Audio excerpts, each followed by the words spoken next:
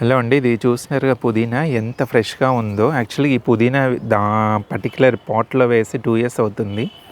ఎప్పుడు కూడా పుదీనాని మనం ఎంత హార్వెస్ట్ చేసుకుంటే అంత బుషీగా పెరుగుతూ ఉంటుందనమాట. యాక్చువల్‌గా ఆకుకూరలు ఏ మొక్కలైనా సరే ఆకుకూరల జాతికి ఆల్మోస్ట్ రూట్స్ అనేవి పైన సర్ఫేస్‌నే స్ప్రెడ్ అవుతూ ఉంటాయి. డీప్‌గా వెళ్ళవు. కాబట్టి 6 ఇంచెస్ డెప్త్ కొంచెం వెడల్పుగా ఉన్న కంటైనర్ మీరు తీసుకుంటే బుషీగా వస్తే బాగా వస్తే వీటికి సన్లైట్ అవసరం అవుతుంది. పుదీనా ఏంటంటే మీరు మార్కెట్లో కొనుక్కొచ్చినప్పుడు ఒక 2, 3 స్టెమ్స్ అలా పెట్టేసేయండి అంతే. చాలా బాగా పెరుగుతాయి. ఒక 10 రోజులకు ఒకసారి కంప్లీట్‌గా ప్రూన్ చేసేసేయండి. అంటే వాడేసుకున్న తర్వాత మళ్ళీ కొత్తగా వచ్చేస్తుంది. ఒక 2, 3 హార్వెస్ట్‌ల వరకు ఏమీ పెద్దగా ఇచ్చుకోవాల్సిన అవసరం లేదు.